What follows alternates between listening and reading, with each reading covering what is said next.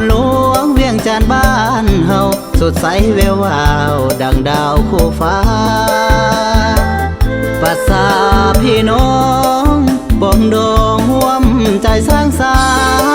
ประเพณีวัฒนธรรมล้ำค่าสืบทอดกันมาตั้งแต่ดนนานเดี๋ยวนี้บ้านเฮาก้าวหน้าหุ่งเฮืองวิไลภาครัฐเฮาได้เอาใจใส่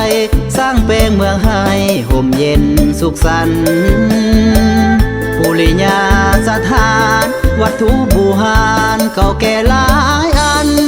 หอพระแก้วธาตุหลวงเวียงจันทน์ยังเป็นตำนานให้ท่านได้ช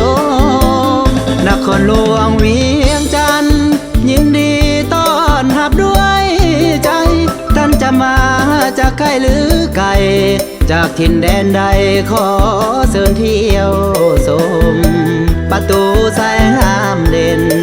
หอหลักเมืองเห็นแล้วงามสมปวงชนลาวพากันนิยมก้มกราบเจ้าแม่สีเมือ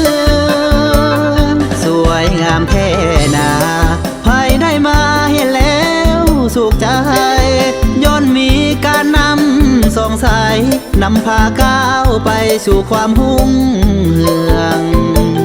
ขอเชิญทุกท่านเที่ยวให้สำราญทางเก้าตัวเมืองวันนี้ซื้อลือกระเดืองสมเป็นเมืองเอกของศาสตร์ลา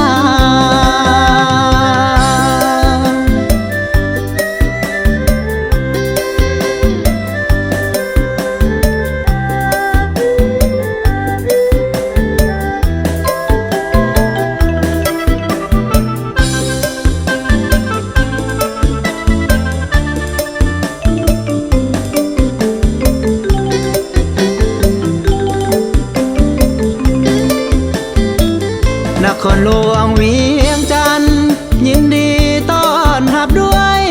ใจท่านจะมาจากใกล้หรือไกลจากถิ่นแดนใดขอเชิญเที่ยว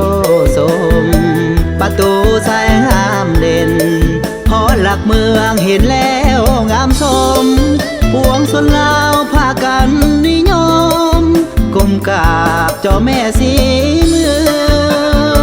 งสวยงามแท้นา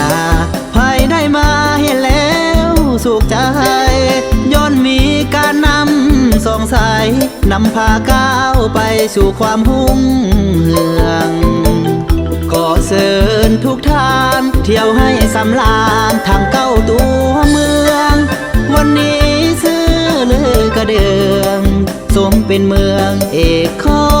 งศาสตร์ลาว